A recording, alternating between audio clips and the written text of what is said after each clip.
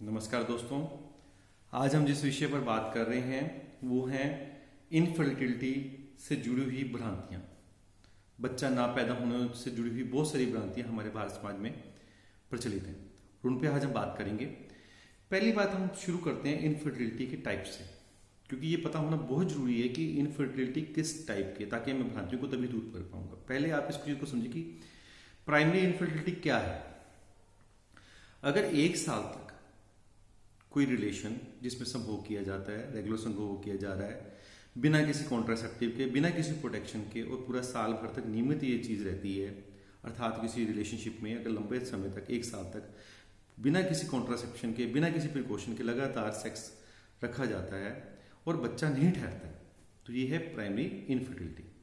Secondary infertility क्या है उसके बारे में भी आपको पता होना बहुत जरूरी है। इसमें क्या है कि एक बार प्रेगनेंसी तो हो गई, अब वो हो सकता है मिस कैरेज होगी हो किसी कारण से, या किसी दवाई की वजह से उसमें दिक्कत आ गई हो, उसको अबॉर्ट करना पड़ा हो, तो कुछ भी हो सकता है। लेकिन एक बार प्रेगनेंसी हुई, चाहे वो किसी भी कारण से हुई, तो ऐसे केसेस आते हैं सेकेंडरी इनफर्टिलिटी के अंदर।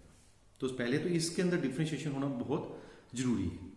सेकेंड पार्ट आता है कि हम लोग कहते हैं कि हमारे इंडिया में इनफर्टिलिटी के केसेस नहीं है, बहुत कम है। लेकिन मैं आप लोगों को ये बता देना चाहूंगा कि इंडिया में 3% केसेज जो से हैं वो प्राइमरी इनफर्टिलिटी के हैं, जहां पे मैंने आपको बताया कि प्राइमरी इनफर्टिलिटी मेन इनफर्टिलिटी है, जहां पे एक साल तक संबंध रखने के बावजूद भी किसी तरह का गर्भ नहीं ठहरता है।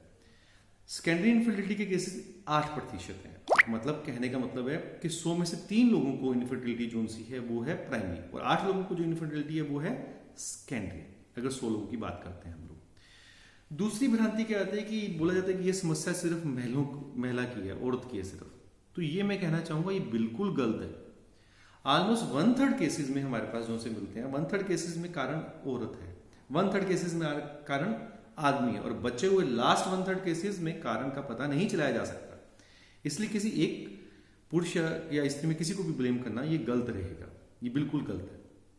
फिर आता है कि चांसेस ऑफ, अगर हम कहते हैं कि कई लोग कहते हैं कि अगर हम रोज इंटरकोर्स करें, रोज हम सेक्स करें, संभोग करें, तो उससे क्या हमारे इनफर्टिलिटी होने के चांसेस बढ़ जाते हैं, ये कहना भी बिल्कुल गलत है। दोस्तों, आप जैसे जानते हैं कि स्त्रियों में मासिक धर्म होता है 28 दिन का।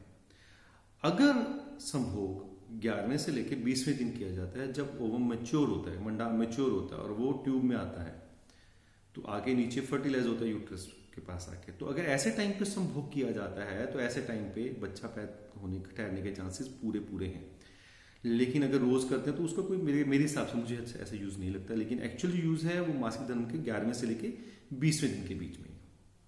फिर एक बात आती है, क्या स्ट्रेस जो सा है क्या वो इस चीज को बढ़ाता है? बिल्कुल, स्ट्रेस इसमें एक बहुत मेजर कारण है। पुरुषों की बात करूं तो पुरुषों में सेक्स के प्रति जो रुझान है, लिबिडो है, इच्छा है, एक तो वो खत्म हो जाती है। क्वालिटी और जो क्वांटिटी ऑफ स्पर्म है वो बिल्कुल ही खराब हो जाती है। अगर औरतों की बात करता हूं तो औरतों में जो ओवुलेशन है, मतलब अंडा बनना, अंडा समय से न बनना, नियमित ना बनना, खराब बनना, या ओवुलेशन के बाद फर्टिलाइजेशन में दिक्कत आना, प्रॉपर वहां पे ट्रेवल ना करना, फर्टिलाइज ना होना, ये सब चीजें हैं जो स्ट्रेस से जुड़ी हुई हैं। अगर हम ये कहें कि हम डेली रोजमर्रा का हमारा स्ट्रेस है, तो हमारे को स्ट्रेस से निकल के ही इसके बारे में सोचना पड़ेगा। अगली भ्रांति जो आती है कि लोग कह देते हैं कि एक औरत एक बार तो बच्चा हो गया तो अगली बार भी होगा ही होगा, ये श्योरिटी दे देते हैं कि नहीं, ये इनफर्टाइल नहीं हो सकती। मैंने भी सेकेंडरी इनफर्टिलिटी की आप लोगों से बात की है। कोई भी कारण हो सकता है, कोई फिजिकल कारण हो सकता है, कोई एज रिलेटेड कारण हो सकता है, कोई बीमारी हो सकती है कि आगे जाके दोबारा उस औरत को दिक्कत आए, या कोई कैंसर हो सकता है, कोई मेलिग्नेंसी हो सकती है जिसकी वजह से वो बच्चा आगे ना कर पाए। तो ऐसा कहना कि ये औरत को आज और आगे नहीं होगा, ये गलत है। तीसरी अगर मैं बात करना चाहूं तो बात आती है एज की। बहुत बड़ा कारण है एज। जैसे ये खासकर औरतों के लिए बोलूंगा कि जैसे जैसे उम्र बढ़ती जाती है तो मिस कैरेज के जो चांसेस हैं वो बहुत ज्यादा बढ़ जाते हैं। अब ये चीजें किस चीज पे डिपेंड करेंगे कि बहुत सारी चीजें जिन पे ये चीजें डिपेंड करती हैं कि एज कितनी है। अब मान लो किसी की 50 साल की एज है तो नेचुरली ऐसे टाइम पे मिस कैरेज के चांसेस बहुत ज्यादा है। लेडीज स्मोकिंग, अल्कोहल बड़े शहरों में जो लेती हैं वो भी एक बहुत बड़ा कारण है मिस कैरेज होने का। तीसरा, डाइट, फैटी डाइट, जो बहुत गंदी फास्ट फूड वगैरह इस तरह की डाइट का लेना जो है वो भी मिस कैरेज के साथ जुड़ा हुआ है। चौथा, मेडिकल कंडीशंस है बहुत ज़्यादा, जैसे शुगर है, आपके कैंसर है, और ब्लड प्रेशर है, ये ऐसी तकलीफ हैं जिनके साथ और जिनकी दवाइयाँ लेने से भी दिक्कत आने के चांसेस हो सकते हैं। और बहुत सारे ऐसे जेनेटिक कारण, जन्मजात कारण भी हैं जिनकी वजह से ऐसी दिक्कत आ सकती है। तो ऐसा कहें कि भाई उम्र के हिसाब से भी दिक्कत आने के चांसेस होते हैं। जैसे जैसे उम्र बढ़ती है, एक उम्र है जब बच्चा पैदा करने में दिक्कत कम आएगी, लेकिन जैसे जैसे उम्र का तकाजा बढ़ता जाएगा तो ऐसा नहीं कि बच्चा नहीं पैदा किया जा सकता, लेकिन अगर डॉक्टर की देख रेख में प्रॉपर प्रिकॉशंस लेते हुए, प्रॉपर समय से दवाई लेते हुए, समय से हर जो डॉक्टर ने जैसा कहा उसको हम अगर मानते हैं तो बच्चे के लिए सोचा जा सकता है। फिर एक सबसे बड़ी भ्रांति आती है कि लोग, कई पुरुषों में बड़ी अवधारणा है कि अगर हम लंबे टाइम तक सेक्स नहीं करेंगे तो हमारा वीर्य बहुत अच्छा हो जाएगा। इसके बारे में मैं आपको एक बोलना चाहूँगा कि अगर हम वीर्य का टेस्ट भी कराते हैं तो 3 से 4 दिन की एब्सटेनेंस, मतलब रोकते हैं सेक्स करने से, 3 से 4 दिन में वीर्य की क्वालिटी अच्छी बन सकती है। लेकिन अगर आप कहें कि बहुत लंबे टाइम तक आप सेक्स नहीं कर रहे हैं, इंटरकोर्स नहीं कर रहे हैं, तो ऐसे केसेस में क्या होगा कि जो स्पर्म की मोटिलिटी है, गतिशीलता है, वो कम हो जाएगी, मोटाइल स्पर्म्स कम हो जाएंगे बल्कि उल्टा।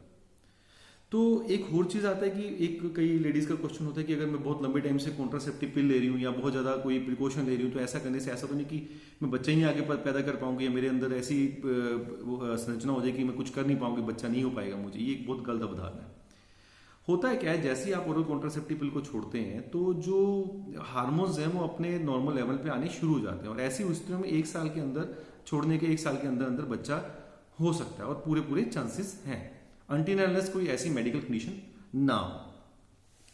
फिर अगर हम कहते हैं कि वेट का क्या इफेक्ट है, वेट, वजन, तो वजन आजकल की बहुत बड़ी समस्या है। अगर वजन बहुत ज्यादा है, खासकर अगर मैं मेंस की बात करता हूँ, पुरुषों की बात करता हूँ, तो उनमें जो स्पर्म की क्वालिटी है, जिस क्वालिटी के स्पर्म के बारे में पिछले अपने लेक्चर में बोल चुका हूँ, उसकी क्वालिटी बहुत पुअर हो जाएगी, जो सी बहुत पुअर क्वालिटी का स्पर्म बनेगा। और इसके साथ साथ जो सा है, अगर मैं बात करूं औरतों के अंदर, तो अगर वजन बढ़ेगा, शुगर के चांसेस, डायबिटीज के चांसेस, हाइपोथायरिज्म के चांसेस, मिसकैरेज के चांसेस बहुत ज़्यादा बढ़ जाएंगे। ऐसा नहीं कि बढ़ा हुआ वजन दिक्कत करता है, अगर वजन कम है तो भी प्रेगनेंसी में दिक्कत आ सकती है, गर्भ ठहरने में दिक्कत आ सकती है। फिर हम बात करते हैं स्मोकिंग की। बहुत बड़ी प्रचलन में चल पड़ा स्मोकिंग करना। स्मोकिंग का आप लोगों को कहने की जरूरत नहीं है कि स्मोकिंग का बहुत बुरा इफेक्ट है। स्मोकिंग खासकर मेल्स में तो स्पर्म मोटिलिटी और स्पर्म काउंट को भी कम कर देती है। अगर आप स्मोकिंग करते हो तो अभी छोड़ दीजिए उसको। और दूसरा, वुमेन्स में अगर स्मोकिंग का पार्ट आता है तो नो डाउट इसमें एग फॉर्मेशन, जो एग अंडा बनता है, वो प्रॉपर बन ही नहीं पाएगा, कम बनेगा या नियमित रूप से नहीं बनेगा या वो फर्टिलाइज नहीं होगा और उसका कॉन्ट्रासेप्शन टाइम बढ़ जाएगा। फर्टिलिटी होने के चांसेस, बच्चा ठहरने के चांसेस बहुत घट जाएंगे। ये वो चीजें हैं जो मैं आपको भ्रांतियां जो रूटीन में फेस करनी पड़ती हैं, जिनके बारे में मैं वो भ्रांतियां आपके दिमाग से निकालना चाह रहा हूं।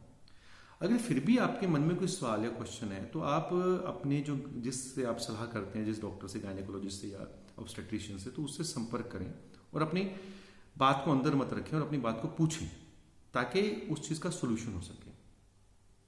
आपने इस वीडियो को लाइक कीजिए और आगे शेयर कीजिए। धन्यवाद।